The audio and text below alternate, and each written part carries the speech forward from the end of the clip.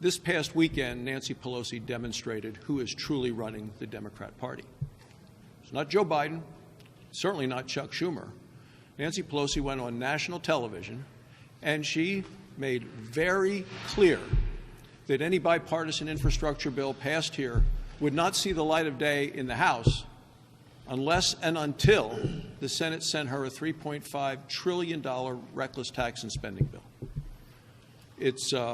This wasn't a negotiation. This was a hijacking. What she's proposing is bad for the economy and bad for the country.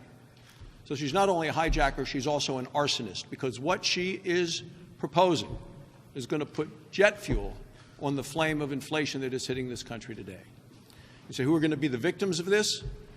Well, the victims of this inflation and taxes, it's going to be certainly people on fixed incomes, seniors, young families starting out. The victims are also going to be every middle-class American who's going to be paying more in taxes and more when they go to buy things. I'm sure you've seen, if you fill up a vehicle, that you're paying $25 more for filling up your tank now than you were when Joe Biden took office. If you go to a weekly grocery shopping, you're paying about $25 more for groceries than you did when Joe Biden took office. That is what we're looking at. And it does seem the Democrats want to drag us back into the age of Jimmy Carter inflation. And you remember they talked about the misery index back then, the impact of the economy of these policies. So Nancy Pelosi has said basically there will not be a penny for roads, not a penny for bridges, not a penny for ports, not a penny for airports, unless and until the Senate passes increase in taxes and spending on the American people. There is not a single Republican in the House or the Senate who is going to support this tax and spending spree, which is clearly irresponsible. Well, COVID continues to be a problem, obviously. I think the Center for Disease Control is going to make some announcements on that later today. I hope that they'll be more forthcoming with information than we've had up till now during this pandemic. I don't know of any reason not to share the information that the Center for Disease Control has. For instance, a lot of talk about people who've been vaccinated but then got COVID-19, the Delta variant, or some other kind of COVID-19. If you share those facts and figures right, that shouldn't be a big shock. As I recall, one of the vaccines had an 85% or so effectiveness rate. Another one had a 95% effectiveness rate. That would mean, somewhere between 5 and 10 and 15 of every 100 people that get the vaccine are going to get COVID. But the good news is the people that got the vaccine that got COVID have a very different circumstance than the people who didn't get the vaccine and got COVID. I had 3 stories I thought I'd share with you today. One in Monette, Missouri, near my hometown of Springfield. A guy named Cole, who was married, 26-year-old, father of 2 young children. His symptoms got really bad. He thought his family was losing him. It didn't work out that way, but here's what he said. He said, quote, "I just remember sitting in the hospital and just thinking to myself, you could have avoided this. I just don't want anyone to feel the way that I felt." That was Cole's quote. And then I saw in the Columbia, Missouri News report, a person who lost her youngest sister and her brother's wife to COVID, and having other family members battling that illness in the hospital. Marlene asked everyone to get a vaccine. Here's what Marlene said about her sister. This is her quote. She didn't know what the long-term effects of the vaccine would be. Well, COVID-19 was her long-term effect, and she's gone. Today in the St. Louis report on a national news network, Kimberly Jones in St. Louis talked about her daughter, Erica Thompson, who had died, leaving behind a husband and 3 sons, age 8, 11, and 12. Her mother, Kimberly Jones, speaking for the family, said, as she prepared for her daughter's funeral, she hoped others would be convinced that they need to do the right thing for themselves and their family so that other people aren't preparing for their family's funeral. President Biden's political advisor is now very, very concerned about inflation. And the demographic that it's hitting the hardest, those that are the most concerned right now, are women.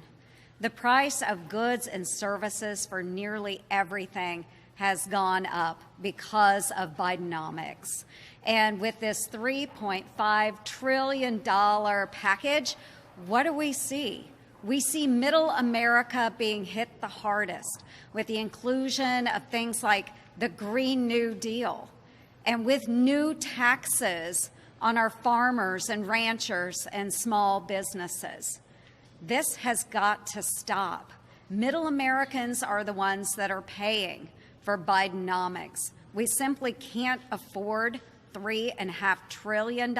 And folks, I think that's a low estimate for what the Democrats want to pass. They need to stop this reckless tax and spending spree. And I do hope that there are some common sense Democrats that will put an end to this.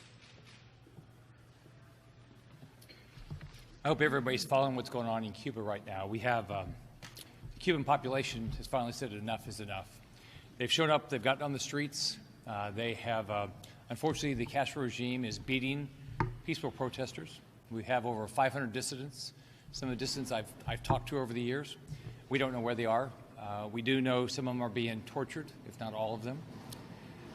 You can see the pictures of young boys being taken from their homes, being forced to serve in the military because they can't get enough people to serve right now.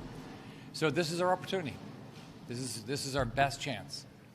But Joe Biden's got to stand up. And by the way, you know, if you look at Latin America, Cuba's the problem. Cuba defends Maduro in Venezuela. He supports Ortega in Nicaragua. So a lot of the unrest we see in Latin America is caused by the illegitimate Cuban regime. So what is the Biden administration, what should they do? They should shut down the embassy, the Cuban embassy here in D.C. The Cuban government's an illegitimate government. That's number one. Number two is they ought to use all the resources to make sure whether they do it or the private sector, we get the internet on the island. You can do that. I've been talking to technology providers. It is doable. On top of that, they ought to show the pictures, show the videos of what's happening. Jose Daniel Ferrer's family's here today. His daughter's here today. His sister's here today. His brother was here yesterday. I mean, where is he? Our understanding is being tortured right now, only because he believes in what we all believe in, is freedom. So Joe Biden's got to stand up, start talking about this, and talk to world leaders. Where's Macron? Where's Boris Johnson? Where's Merkel? Where's Trudeau? They shouldn't be supporting an illegitimate government in Cuba. Peter McConnell. A recurring message at the hearing today over on the House side on the January 6th attacks was a frustration from the officers who were responding with those who were downplaying the significance of the attack on January 6th. As somebody, you were here on that day. What is your message to those who have been downplaying the severity and the significance of the attack on the Capitol on January 6th? I had a good deal to say about that, not once, but twice, on January 6th and again on February the 13th. I don't see how I could have expressed myself more forthrightly than I did on that occasion, and I stand by everything I said on January 6th and February 13th. Why not? Peter McConnell, did you watch any of the hearing today? No, I didn't. Why not? I was busy doing work. I serve in the Senate.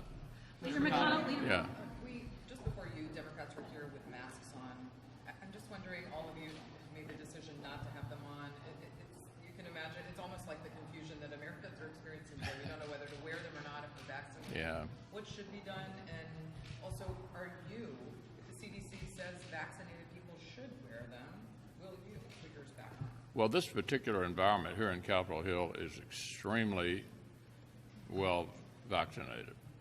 And we just got the report from CDC, and I think we'll all be thinking about the way forward.